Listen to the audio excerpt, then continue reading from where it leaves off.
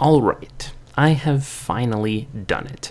I have finally gone and actually watched the two movies that I was actually very much anticipating to go see in the theaters. I have finally done it, and it was a blast. So, the two movies that I actually got to see were Indiana Jones and the Dial of Destiny, and Mission Impossible: Dead Reckoning Part 1. Now, both movies are really good, and I'll tell you why they are really good.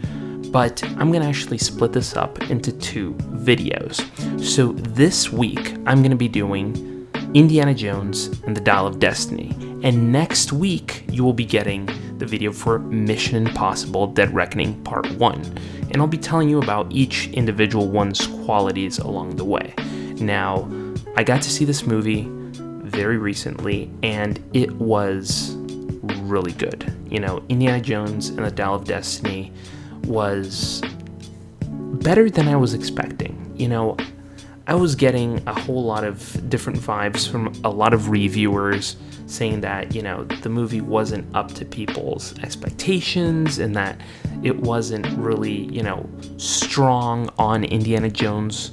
And I got some of that vibe. I got some of that energy from this movie. But ultimately, this movie is not just about someone aging, but someone who has been on a lot of adventures and is now going through a crisis of sorts. Now, before I go any further, I have to warn everybody who is watching this video that this video will have spoilers. I will be talking about very spoilery stuff in this video, and I just wanted to get that out of the way before we continue, because ultimately it would be really wrong to continue and give someone who hasn't watched this movie a spoiler. So now that we got that out of the way, go watch the movie, and once you finish watching the movie, come see if my thoughts are the same as yours. So let's continue. So the crisis in question that he is going through right now is that not only is he aging and, you know, retiring from his job, he is also going through a divorce with Marion, and, you know, he's experiencing this loss of also his son, which went off to war and actually died in the war. Now, the fact that they killed off Shia LaBeouf's character isn't all that terrible, because a lot of people had problems with that character in the first movie, and ultimately coming into this one, I kind of understand why they did it, and it's not that big a deal, but you feel the loss, the weight that this, you know, that Indiana Jones is going through, you know, and ultimately as a character, you do feel his age. You start to understand that this character isn't just an adventurer that is going to be, you know, unstoppable for the rest of his life. No, but he's had a lot of adventures, and just this one alone that they're covering kind of explains a little bit of why he's going through this sort of crisis. And I feel like that in and of itself, that one thing is kind of what kind of binds this entire movie together. And that's why I wanted to start with that alone.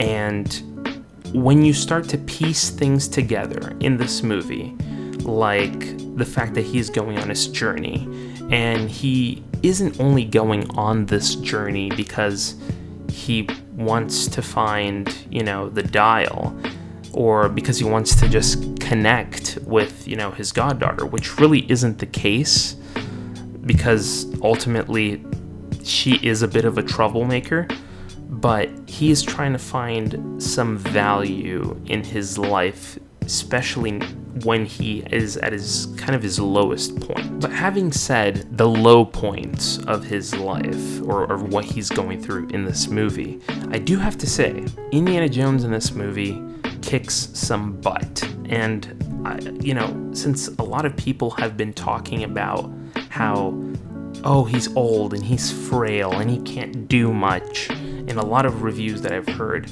I don't know what movie you watched, but he he kicked some serious butt in this movie a few times. Now, sure, he does stumble around here and there, but he is quick to address that he is getting old and isn't really, caught up to this whole thing, and seeing his reunion due to the fact that he has to go on this adventure with his goddaughter, which is played by Phoebe Waller-Bridge, who is a fantastic actress. If you guys have ever seen her in anything else, she is a fantastic actress. But she does play a bit of a sleazebag in this movie, even though that kind of sounds like Fleabag, and that's the show that she wrote. But nonetheless, she is a bit sleazy in this movie, and she kind of tries to play and tug to places here and there. I feel like there's a greater connection with her and Indiana Jones than the Mac character, which is probably, of all the Indiana Jones movies, he is the biggest problem that I've ever had with an Indiana Jones movie, because that Mac character is a pain in the ass, and luckily they didn't repeat the same mistakes that they did with Crystal Skull in this movie, and she does have a connection with him, and she does care about, him, and ultimately we see that in the end. And she doesn't do things out of trying to, screw him over. She is on his side 90% of the time. It's not like Mac, who is a bit flip-floppy here and there, left and right. It's not that kind of situation. And I think they really played it well with Phoebe Waller-Bridge. She was a really good choice for this movie. When I heard that she was cast, I had no idea what kind of role she would be playing in this movie, and she played the role really well. And she plays off really well with Harrison Ford in this movie, and I just absolutely enjoyed the connection that the two have in this movie, which is a much needed and necessary thing, especially in an Indiana Jones movie. Now, she is not the antagonist of this movie, even though that I had that kind of problem with the Mac character in Crystal Skull. Honestly, Mads Mikkelsen in this movie as the antagonist, he is your typical villain. He's not this sort of extremely menacing character. He is a really good character in this movie. He's not super menacing. You don't feel the weight of him in this movie. He's an enemy, and period. That's what it is. He's just a character that is in that sort of same vein, so to speak. And obviously he plays a Nazi, which we've seen time and time again, Nazis trying to go after a secret relic that is supposed to bring power to, Nazis everywhere. We've seen that kind of trope before. But in this movie, ultimately what we learn is that, Mads Mikkelsen's character, he doesn't want the Grail. He doesn't want the Dial of Destiny to, protect Hitler in this case. He wants to go back in time to kill Hitler in order to take over Nazis as sort of a revenge story. And suddenly you start to realize that this isn't a story about someone trying to extend Nazism for Hitler. It's against him in a way. And how it backfires on him is both funny and endearing, specifically for the plot of this movie. For me personally, having that moment happen where, he has that dial in his hand and he's like, okay, yeah, we're going back in time to this point in history. And then, Indiana Jones tells him hey, you're not thinking about, our location on Earth relative to the time that you're talking about. And ultimately, he's like, hey, whatever time we're heading back to, it's not the time you think we're going back to. And ultimately he goes through the wormhole, and it happens. They go back in time, and he goes back into the time where, Romans are, attacking. It's, oh my God, like, just that scene alone is just like mind-blowing to me, because like it's the moment where history meets the historian. It's where, the archaeologist, the guy who has been studying, all these moments in history and being there to experience it is like, it's baffling to him, because he's experiencing history that he's been teaching people. And it's funny because in the beginning of, the movie, while he's teaching the kids in, the class, I don't like to say kids, but he's teaching his students in college about these events. It's the events that actually lead him to later in the movie. Like, that's a perfect little dot that connects, the beginning of the movie and towards the end and what happens to him. And having that moment where, he has to like bail out of the plane, seeing the spears hit the plane, and, just him looking at it like, holy cow, like, we just traveled back in time.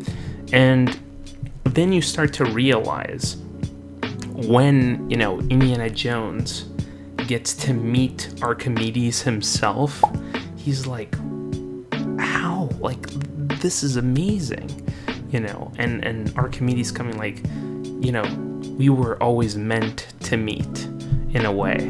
And just having that, connection right there, and being able to see, Archimedes with the watch that later he finds, on Mads Mikkelsen in his own tomb. Like, those little connections right there are just genius. Those are things that, Crystal Skull never had.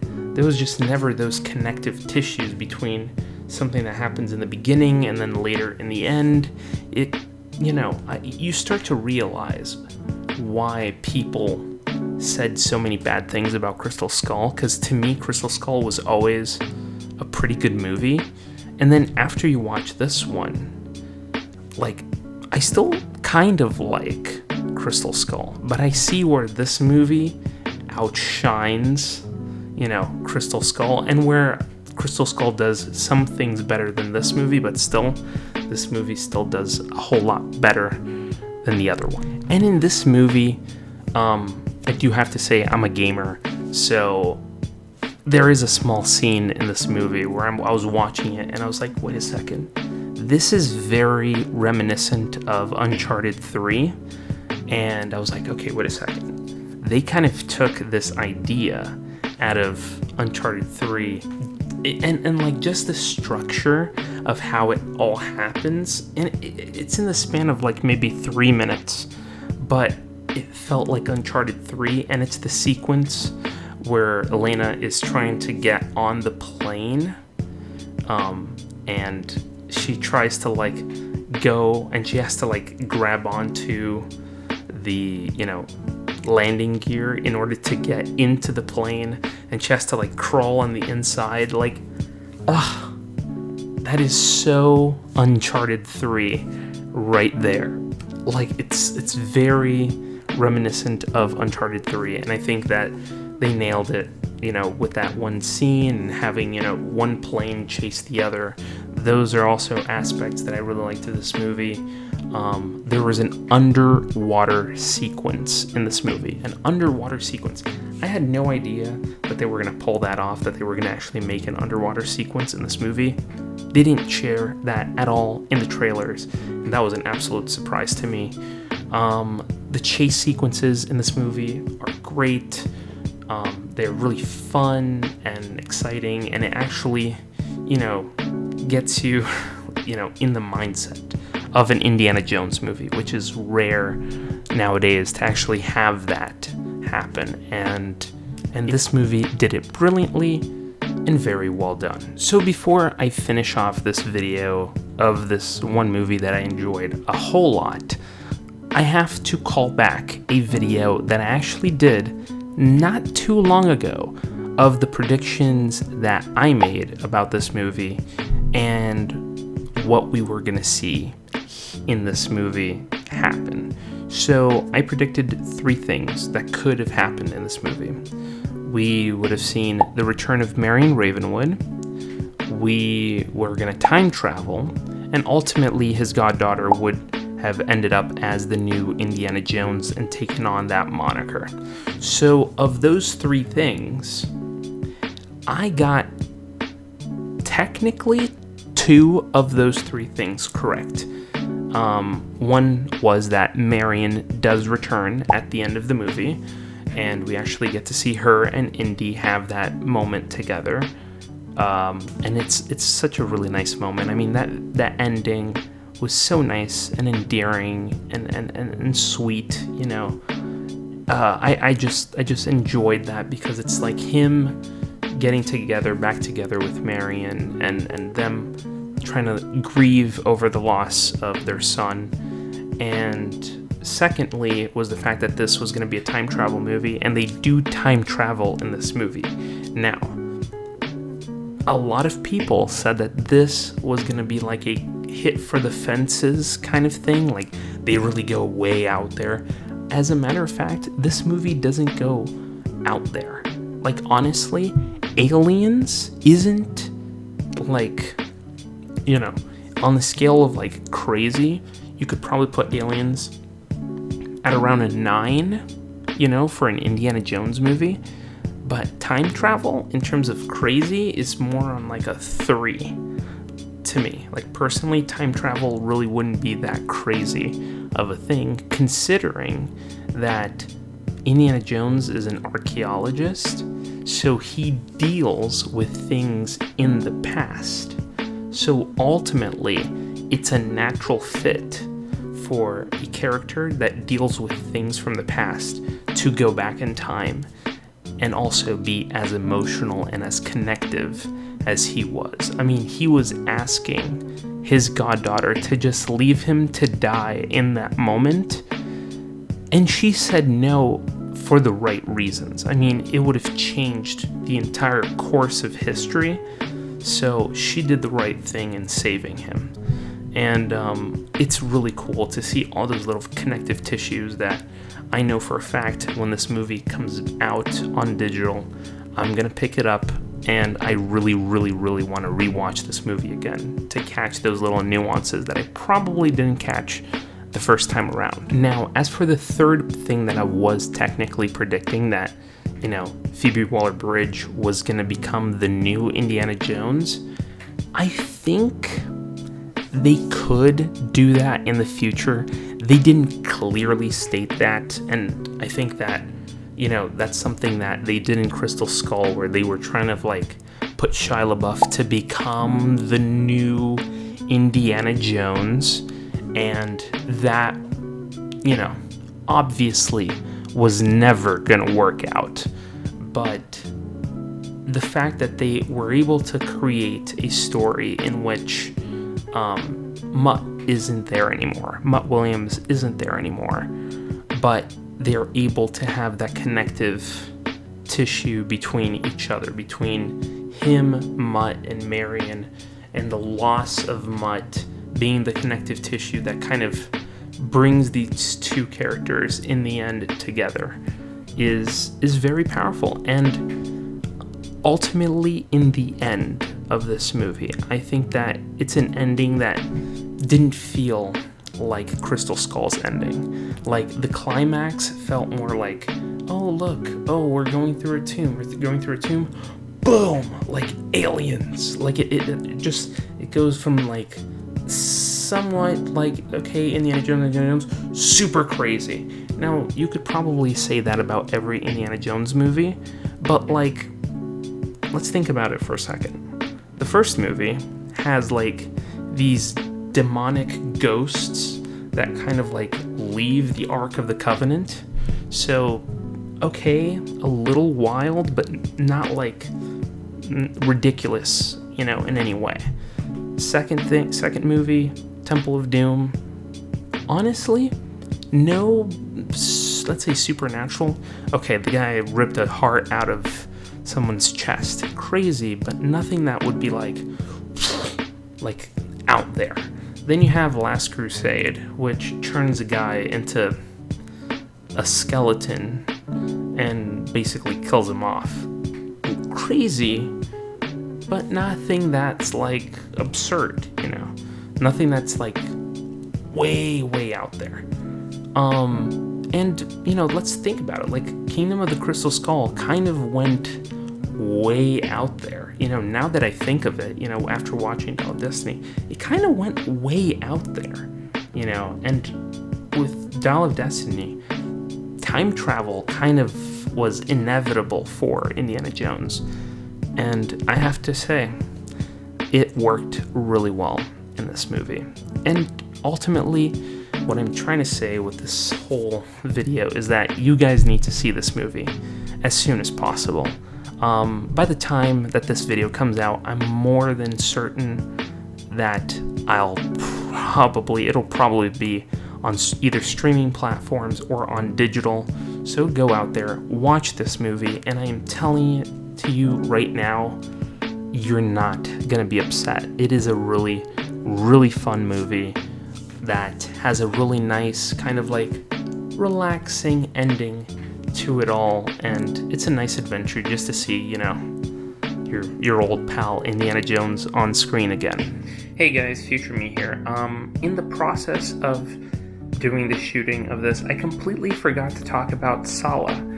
Sallah is one of probably the best characters in Indiana Jones. Of all the movies, Sallah is easily one of the best characters, and ultimately it comes down to who he is as a person. Like, he is so loyal to Indiana Jones, and seeing him in this movie is such a rewarding feeling because, there's a moment in this movie where, he talks about how Indiana Jones was the one who brought him to America, and, the reason why his kids are so knowledgeable and why they study so much is because of him. Those little aspects of this movie really, are endearing to me. And there's a line that Sallah says in this movie that it kind of sticks with me. And I'm paraphrasing here because, I watched through the entire movie, and then I watched Indiana Jones. I watched Mission Impossible, and my brain kind of scrambled it a little bit. But based on what I remember, the line is that I miss the sea, I miss the land. I think it goes like, I miss the sea, I miss the land, I miss not knowing what adventures might bring to us. Something like that. It's a scene where, he says that as Indiana Jones is leaving, and, he wants to go with Indiana Jones on this adventure. But it stuck with me. Like, that moment alone stuck with me because it shows his loyalty to Indiana Jones, and man, it just makes me love that character even more. And it's an absolute opposite of the Mac character, which I still, till this day, absolutely just do not like. But anyway, back to the main video. So I want to know from you, have you guys watched Indiana Jones and the Dial of Destiny like I have? I enjoyed this movie a lot, and I believe that most people will too. If you're a fan and you're open-minded and you're willing to sit there and kind of just take it in for what it's worth, this movie is very rewarding and worth every minute that you're there watching it. So my recommendation is, once it's on digital, or if it's still in your local theater, go out there and watch it. You're gonna have a blast. Trust me, you will have a blast. And having said everything that I have said of this movie, thank you so much for watching. and I'll see you in the next video.